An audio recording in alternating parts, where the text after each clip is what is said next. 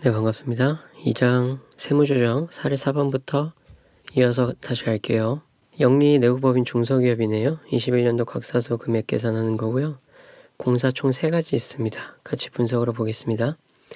각 공사 먼저 보시면요. 21년 3월부터 24년 7월까지 공사 예정입니다. 장기건설공사이므로 진행기준에 의해 손익을 계산합니다. 도급금액 1천만원 곱하기 단기 공사 원가 200만원 나누기 800만원 한 금액 250만원이 21년도 공사 수익이 됩니다.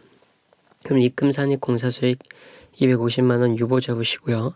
단기 공사 원가 200만원, 송금산입해서 공사 원가 마이너스 유보 잡아줍니다. 1공사 같이 볼까요?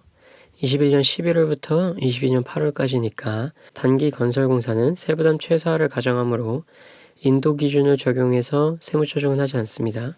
변공사 같이 볼게요. 21년 8월에서 23년 1월입니다. 1년 이상 넘어가기 때문에 이것도 장기건설공사입니다. 그래서 도급금액 500만원 곱하기 단기공사원가 120만원 그 다음에 총공사 예정원가 400만원 나누면요 150만원 나옵니다. 그래서 입금산입 공사수익 150만원 유보, 송금산입 단기공사원가 120만원 마이너스 유보 해주시면 됩니다. 그래서 250만원 150만원 더하고 200만원 120만원 뺀 다음에 이 700만원 법인세 차감전 손익 더하시면 각사소 금액 780만원 나오게 됩니다. 넘어갈게요. 자, 사례 5번 볼까요? 영리 내국법인 중소기업 아닙니다. 자, 장식 목적으로 복도에 항상 전시하기 위해 미술품 800만원에 취득하고 그 취득가액을 손익계산서상 비용으로 계상했습니다. 그러면 소액 미술품 요건에 부합하므로 세무조정 없고요. 송금으로 인정해 줍니다. 자, 소액 미술품 요건이랑 장식 목적, 복도 등의 항상 전시, 취득가액, 손비 계상, 거래 단위별 취득가액이 1천만원 이하인 미술품을 말합니다. 은행 차입금 이자의 지급 기일까지 이자를 지급하지 못하여 연체 이자를 납부하고 이를 손익계산서상 이자 비용으로 계상했습니다. 연체 이자는 송금에 해당하므로 세무조정이 필요 없습니다. 그 다음 토지의 취득과 함께 공채를 매입했습니다. 그리고 기업회계 기준에 따라 그 공채의 매입가액과 현재 가치 차액을 당해 토지의 취득가액으로 계상했어요. 법인세법상 특례규정으로 인정해 줍니다. 그리고 은행이 신용을 공여하는 기한부 신용장 방식에 따라 원자재를 연지급 수입하면서 연지급 수입 이자를 부담하고 이를 손익계산서상 이자 비용으로 계상했습니다. 이것도 인정해 줍니다. 다음 볼까요? 저 건설 영역에 대해서 인도 기준을 적용하고자 21기에 공사 수익과 공사 원가를 계상하지 않았답니다. 근데 공사 용역 기간이 21년 8월에서 22년 3월입니다. 단기 공사 계약 기간이죠. 근데 단 작업 진행률은 40%로 확인되지 않았다라고 되어 있네요. 근데 여기 기업이 중소기업이 아니라고 되어 있어요. 용역 제공에 대해서 법인세법은 진행 기준을 적용해야 합니다. 하지만 중소기업이 수행하는 단기 용역 제공의 경우에는 인도 기준으로 적용이 가능합니다. 그런데 또 해당 법인은 중소기업이 아니므로 인정되지 않아요. 따라서 법인세법은 진행 기준을 적용하므로 진행 기준과의 차이를 세무조정해야 합니다. 자, 다음 넘어가 볼까요? 임차료 세무조정 같이 볼게요. 자, 법인은 20기 초에 2년 동안 사무실을 임차하면서 임차료 2천만 원을 지급하고 전액 비용으로 정부상 회계 처리했습니다. 21기 말에 다음과 같이 수정 회계 처리를 했네요. 임차료 1천만 원, 전기 오류 수정 이익 1천만 원.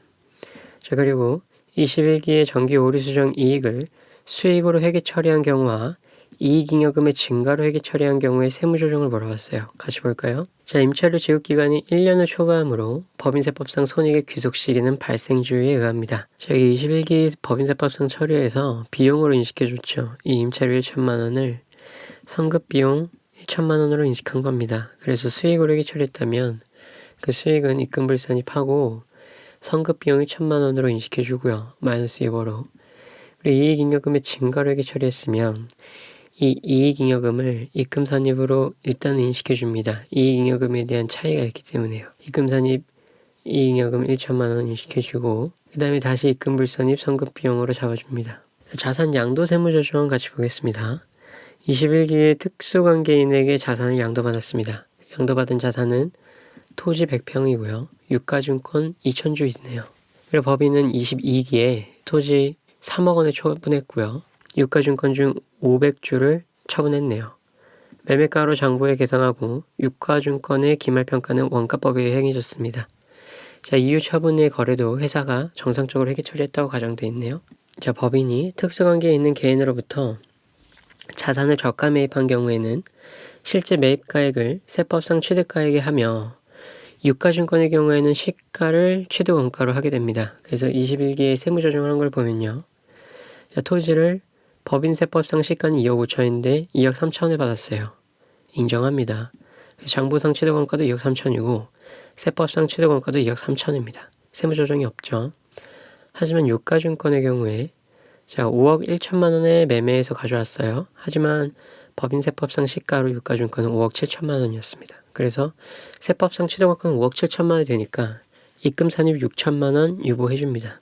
21기의 세무조정은 볼까요? 자, 토지를 3억 원에 처분했습니다. 장부상 처분 이익은 7천만 원이 되겠죠. 2억 3천만 원짜리를 3천만 원에 처분했으니까요. 그래서 그러면 세법상 처분 이익도 똑같습니다. 하지만 유가증권의 경우에는 자, 장부상 처분 이익 한번 볼게요. 1억 6,250만 원에 처분했어요. 500주를 2,000주 중에 25%죠. 그럼 5억 1천만 원 곱하기 25%에 빼주면요. 장부상 처분 이익은 3,500만 원이 나옵니다. 하지만 유가증권으로 보면요. 5억 7천만 원에서 25%를 뺀 가격이 원가가 돼요. 그래서 세법상 처분이익은 2천만 원이 됩니다. 그래서 송금 산입 1,500만 원 마이너스 유보해주면 됩니다. 자, 넘어갈게요. 사례 6번 같이 보겠습니다. 제조업을 영위하는 내국법인이고요. 사례 같이 볼게요. 자, 특수관계인이 아닌 법인에게 토지를 2억 원에 매각했습니다. 시가는 불분명하고 증여세법에 의한 평가액은 2억 원이고요. 감정평가액은 2억 5천만 원, 장부가액은 1억 8천만 원입니다. 자, 회계 처리 한번 볼게요. 현금 2억 원 받은 거 계상했고요. 토지는 1억 8천만 원의 장부가에 인식했습니다. 그리고 유형자산 처분이익 2천만 원 인식했네요. 특수관계인이 아닌 법인의 저가양도 했으므로 자, 정상가액 2억 5천 곱하기 70%보다 저가로 양도한 것이 아니기 때문에 여기서의 정상가액은 감정평가액을 기준으로 합니다. 증여세법에 의한 평가액 2억 원이 아니라 감정평가액 2억 5천만 원을 기준으로 정상가액을 판단하고요. 그렇기 때문에 기부금으로 의제되는 금액은 없습니다. 따라서 세무조정 없죠. 자, 법인은 건물을 법령에서 규정하는 장기할부 조건으로 3억 원을 취득했습니다. 현재 가치는 2억 5천만 원이네요. 회계 처리는 건물 2억 5천 인식하고요. 현재 가치 할인 차금 5천만 원 인식했습니다. 그리고 장기 미지급금 3억 원 부채로 인식했습니다. 자산을 장기할부 조건 등으로 취득하는 경우 발생한 채무를 기업회계 기준에 정하는 바에 따라 현재 가치로 평가하여 현재 가치의 할인 차금을 계상한 경우에는 해당 현재 가치의 할인 차금은 자산의 취득원가에 포함하지 않습니다. 인정해준다는 거예요. 따라서 세무조정 없습니다. 전기 재무상태표에 2,600만 원으로 계상되어 있는 장기 외화 외상 매출금 자, 2만 달러에 대해서 해당 사업연도의 법인은 아무런 회계 처리하지 않았습니다. 장기 외화 외상 매출금 발생일 현재 매매 기준율은 달러당 1,300원이고요. 해당 사업연도 종료일 현재 매매 기준율은 달러당 1,200원입니다. 법인은 외화자산, 부채의 평가 방법에 대해서 선택 신고한 바 없습니다. 외국한 은행 등은 제외합니다. 일반 법인의 화폐성 외화자산은 발생일 현재의 매매 기준율로 평가하는 방법과 사업연도 종료일 현재의 매매 기준율로 평가하는 방법 중에 선택할 수 있습니다. 선택하지 않은 때에는 발생일 현재의 매매 기준율로 평가하게 됩니다. 발생일 현재의 매매 기준율 1달러당 1,300원으로 계산한 금액으로 계상되어 있기 때문에 세무조정은 따로 없습니다. 자, 보유하고 있는 상품, 장부가로는 800만 원입니다. 이 상품이 파손되어서 정상 가격으로 판매할 수 없게 됐습니다. 동상품의 해당 사업연도 종료일 현재의 처분 가능한 시가는 150만 원이네요. 회계 처리는 기타 비용 650만 원, 상품 650만 원으로 처리가 되어 있습니다. 파손 부패 등으로 인한 재고자산의 평가 손실은 파손 등이 발생한 사업연도에 장부의 비용으로 계상하는 경우에는 세법에서도 이를 인정하므로 세무조정은 따로 필요 없습니다. 자, 감액사유가 발생한 연도의 비용으로 계상해야 적용이 되고요. 생산설비의 폐기 손실인 경우에는 비만가 1,000원을 남겨야 되는데 이 생산설비의 폐기 손실과는 혼동하지 않으셔야 됩니다. 주권상장법인 주세무가 파산되어 법인이 보유하고 있는 주세무의 주식, 장부가액은 500만 원이고요. 이 주식의 사업연도 종료일 현재 시가가 0이 됐습니다. 회계 처리했죠. 기타 비용 500만원, 그리고 단기매매 금융자산 500만원으로 해서 회계 처리를 해놨습니다.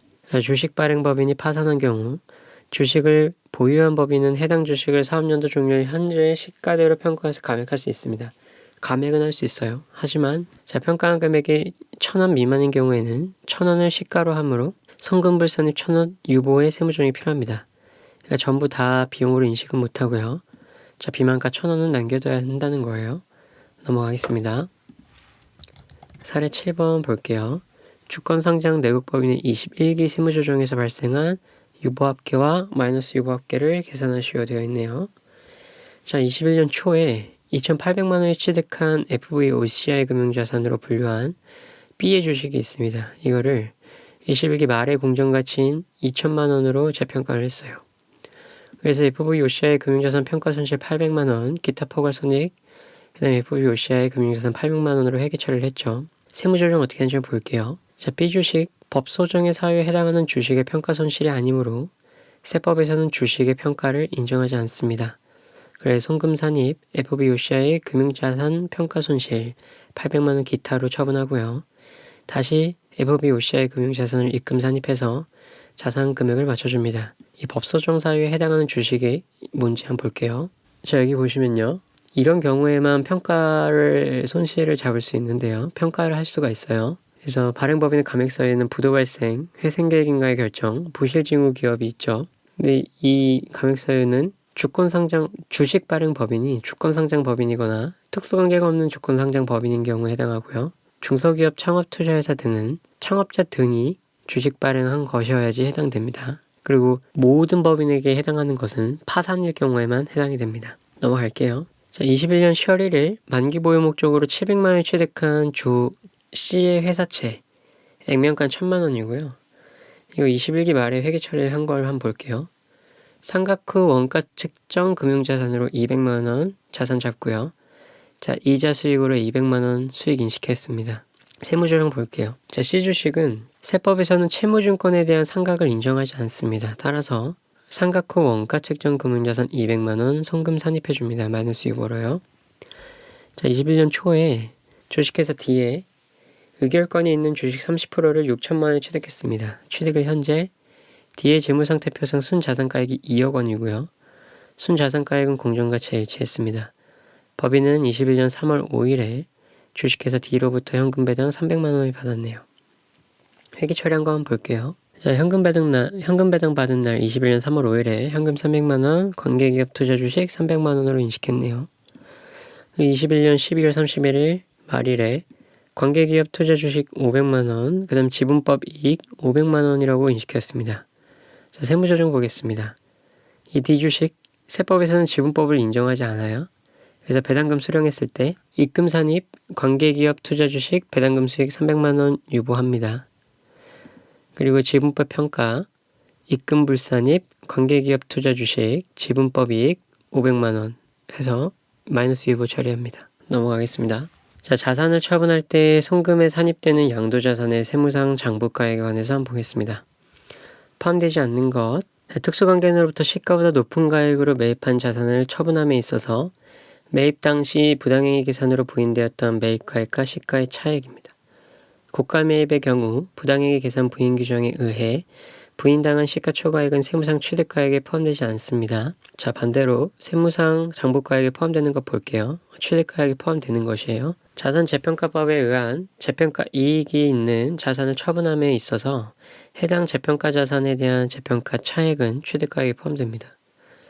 외국한 은행이 화폐성 외화자산을 처분함에 있어서 해당 자산의 보유기간 중 매매 기준율로 환산한 외화평가 이익은 취득가액에 포함합니다.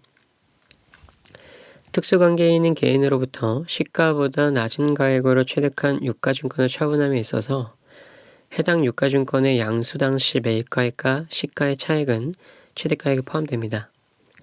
합병으로 인하여 취득한 주식을 양도함에 있어서 합병 당시 과세된 의제 배당액은 취득가액에 포함됩니다. 법인세법상 자산의 취득가액에 관해서 보겠습니다. 법인이 소유한 기계장치를 다른 법인이 소유한 기계장치와 교환했습니다. 이럴 경우 교환으로 취득하는 기계장치의 취득가액은 얼마로 보이는지 한번 보겠습니다. 자, 법인이 소유한 기계장치는 시가 5천만 원, 장부가액 6천만 원이었습니다. 그리고 다른 법인이 소유한 기계장치는 시가 4천만 원, 장부가액 4,500만 원이었습니다.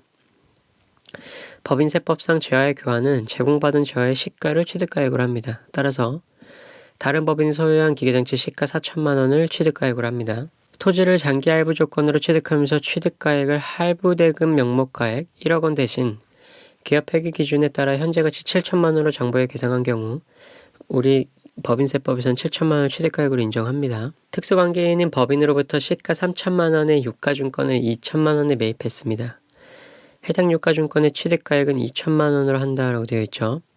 자, 특수관계인은 개인으로부터 유가를 저가로 매입하는 경우 시가와 매입가의 차액은 취득가액에 포함합니다. 그래서 이게 특수관계인은 개인으로부터 매입한 거였으면 시가로 보는데요. 특수관계인은 법인으로부터 저가 매입했기 때문에 그냥 취득가액 2천만 원 그대로 인정합니다. 시가 1억 원의 주식을 발행하여 시가 9천만 원의 토지를 현물 출자 받은 경우 세무상 토지의 취득가액은 9천만 원을 한다라고 되어 있습니다. 현물 출자에 의하여 취득한 자산은 적격, 비적격을 불문하고 해당 자산의 시가로 취득가액으로 합니다. 특수관계가 없는 자로부터 시가 2억 원의 건물을 2억 5천만 원에 매입하고 장부에 2억 5천만 원을 계상했다면 건물의 세무상 취득가액은 2억 5천만 원입니다. 특수관계가 없는 자에게 고가 매입한 정상가액 계산하셔야 됩니다. 2억 곱하기 1.3 하셔서 2억 6천까지는 취득가액으로 인정합니다. 특수관계인이었다면 시가초과액은 취득가액에 포함하지 않습니다. 법인세법상 토지가액 계산입니다. 자, 제조업을 영위하는 영리내국법인이고요. 토지가 총 4개가 있습니다. 한번 볼게요. 자, 토지일은 장부가액 5,400만 원입니다. 취득 시 지불한 현금 5천만 원과 취득세 300만 원, 취득세에 대한 가산세 100만 원을 장부가액으로 계상했네요. 가산세는 세법상 취득가액이 될 수 없으므로 세법상 취득가액은 5,300만 원이 됩니다. 토지 볼까요? 장부가액 2,500만 원, 시가 2천만 원의 토지를 정당한 사유 없이 현금 2,500만 원을 지불하고 특수관계인이 아닌 자로부터 취득했습니다. 특수관계 없는 자로부터 자산을 고가 취득한 경우에는 정상가액 계산하죠. 시가 2천만 원 곱하기 1.3 하셔서 2,600만 원까지가 정상가액이네요. 따라서 2,500만 원의 시가 130% 이내의 금액은 세법상 취득가액이 됩니다. 토지 3번 볼게요. 장부가액 3천만 원으로 계상했네요. 취득일로부터 4년간 매년 말 1천만 원씩 총 4천만 원을 지불하는 장기할부 조건으로 취득했고요. 이때 발생한 채무의 현재 가치는 3천만 원입니다. 회계상 1천만 원의 현재 가치 할인 차금을 계상했습니다. 현재 가치 할인 차금을 계상한 경우에는 세법에서도 이를 인정하기 때문에 세법상 취득가액은 현재 가치인 3천만 원이 되겠습니다. 토지 4번 볼게요. 장부가액으로 500만 원 계상했습니다. 취득 당시 시가인 500만 원을 취득했으나 천재지변으로 인해 멸실되어 고유 목적 정상적인 사용이 불가능하며 당해 사업연도 종료의 현재 시가는 100만 원입니다. 천재지변 등의 사유로 파손 멸실이 발생하거나 확정되어 시가가 하락된 경우에 장부의 시가의 금액으로 평가손실을 계상한 경우에는 세법에서 인정합니다. 하지만 계상하지 않았죠. 그러나 평가손실을 장부에 계상하지 않았으므로 세법상 취득가액은 취득 당시 시가인 500만 원이 되는 겁니다. 따라서 법인세법상 총 토지가액은 1억 1,400만 원 계산할 수 있죠. 법인세법상 자산부채 평가 등에 관해서 보겠습니다. 천재지변 또는 화재 등으로 인해 파손 멸실이 발생하고 확정된 유형자산은 3년도 종료일 현재 시가로 장부가액을 감액할 수 있습니다.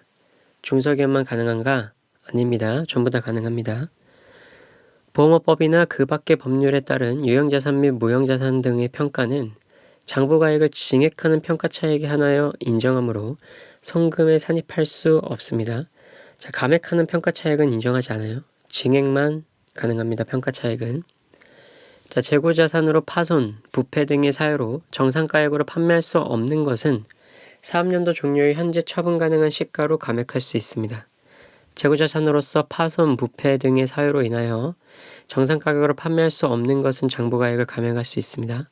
주식 등에 발행한 주권상장법인이 파산한 경우에 해당 주식은 사업연도 종료의 현재 시가, 시가로 평가한 가액이 1,000원 이하인 경우엔 1,000원으로 장부가액을 감액할 수 있습니다. 비만가액 1,000원 남겨둬야 됩니다. 시설 개최 또는 기술의 낙후로 인하여 생산 설비 일부를 폐기한 경우 또는 사업의 폐지, 사업장의 이전으로 임대차 계약에 따라 임차한 사업장의 원상 회복을 위하여 시설물을 철거하는 경우에는 해당 자산의 장부가액에서 1,000원을 공제한 금액을 폐기일이 속하는 사업년도 송금에 산입할 수 있습니다. 내국법인이 특수관계가 없는 타인으로부터 자산을 매입했습니다. 단기금융자산은 제외입니다.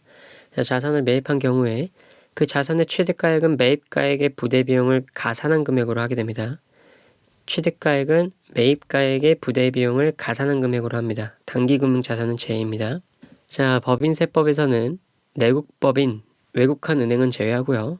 이 법인이 보유하고 있는 비화폐성, 그리고 외화자산 및 부채의 평가손익을 입금과 송금으로 인정하지 않습니다. 자, 비화폐성, 외화자산 및 부채의 평가손익입니다. 제조업이든 아니든 비화폐성에 대한 평가손익은 인정하지 않습니다. 외국한 은행을 제외하고요. 화폐성 외화자산 그리고 부채에 대해서 신고 평가한 방법은 그 후의 사업연도에도 계속 적용해야 합니다. 다만 법소정의 금융회사가 아닌 일반 법인 경우에는 신고한 평가 방법을 적용한 사업연도를 포함해서 5개 사업연도가 지난 후에 다른 방법으로 신고해서 변경된 평가 방법을 적용할 수 있습니다. 5개 사업연도예요. 5년이 아니라 5개 사업연도. 제조업을 영위하는 법인이 기한 내에 신고한 재고자산 평가 방법 외의 방법으로 평가한 경우에 납세지 관할 세무서장은 회사가 신고한 평가 방법에 의하여 평가한 가액과 선입선출법에 의하여 평가한 가액 중 큰 금액으로 재고자산을 평가해야 합니다. 항상 저 선입선출법하고 비교하는 거예요. 누가? 납세지 관할 세무서장이요. 국세청장 이런 거 아닙니다. 신설된 영국 내국법인은 해당 법인 설립일 속하는 사업연도의 과세표준 기한까지 재고자산 평가 방법을 신고해야 합니다. 자, 재고자산, 유가증권 및 매매용 부동산은 제외하고요. 재고자산 평가 방법을 임의로 변경하는 경우에는 아까 뭐랑 비교하라 그랬죠? 선입선출법과 당초 신고 방법에 의한 가액 중 큰 금액을 평가한다 그랬죠.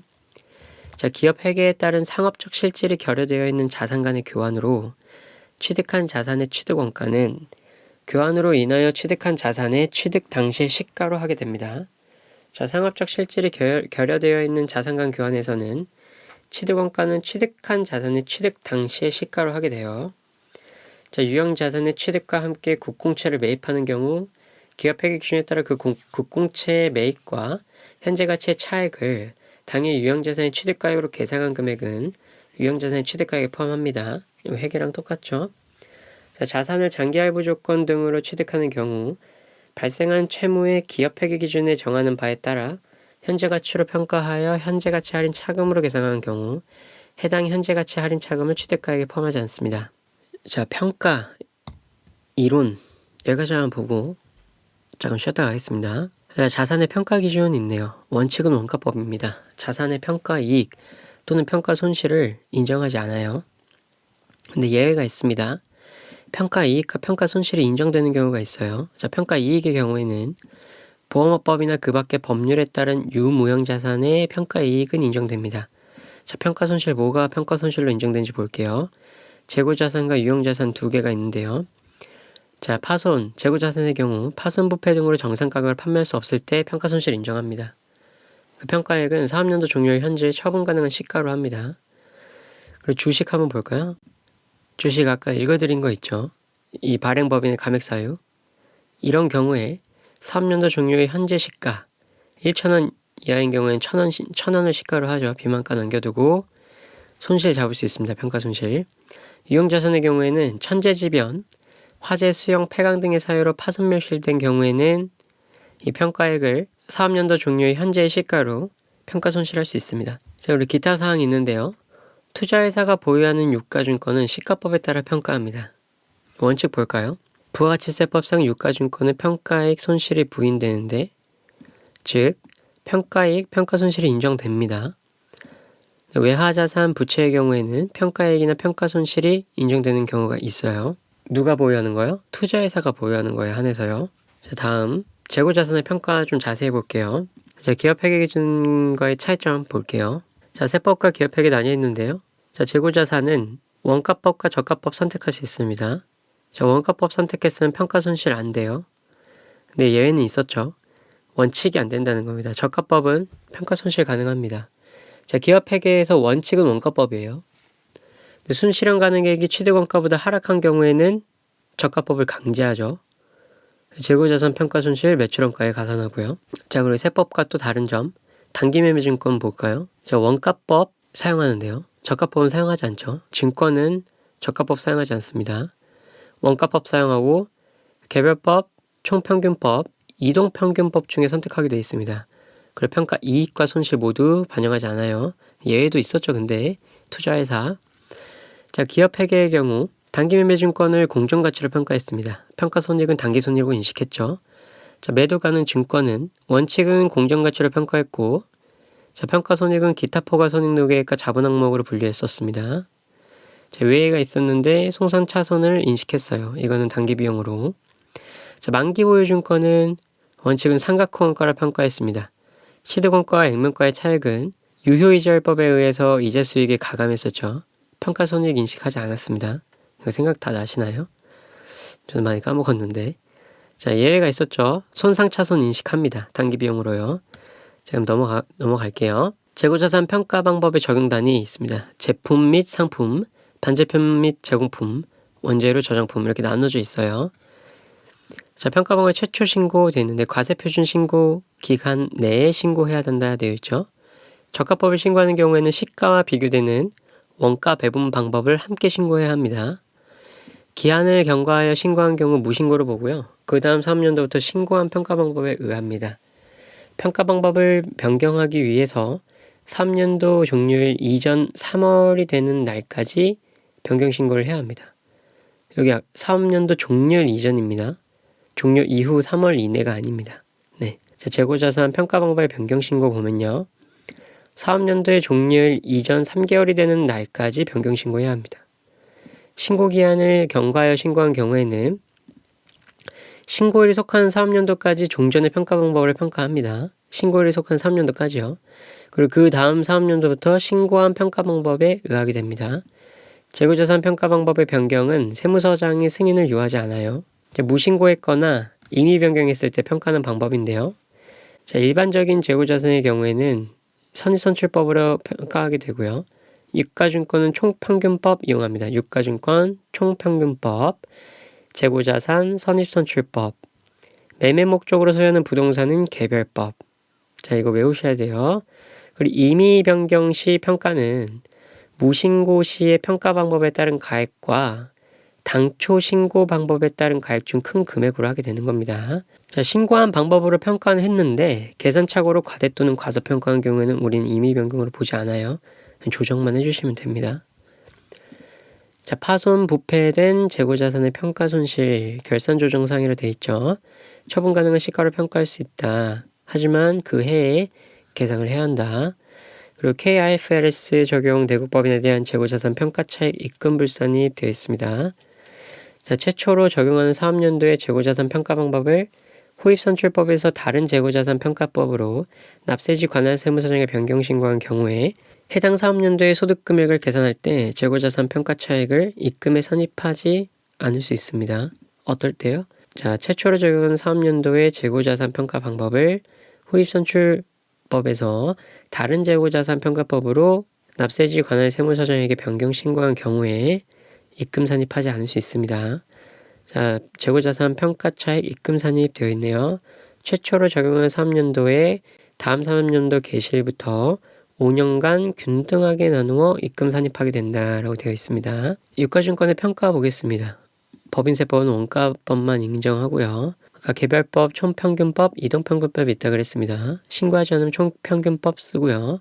자, 채무증권은 개별법, 개별법은 채무증권의 하나임이라고 되어 있죠. 자, 즉 유가증권의 평가액과 평가손실은 법인세법에 따르면 모두 부인된다. 투자회사가 보유한 유가증권 등은 예외적으로 시가법으로 평가한다 라고 되어 있습니다. 자, 기업회계 기준에 의해서 인식한 금융자산 평가손익, 할인 할증액 상각 등은 인정되지 않습니다. 법인세법은 사채를 할인 발행한 경우에는 기업회계 기준과 마찬가지로 성금에 산입하는 것을 원칙으로 하고요. 하지만 투자자 입장에서는 원가법을 원칙으로 하므로 투자 채무증권 할인, 할증액 상각은 인정하지 않습니다.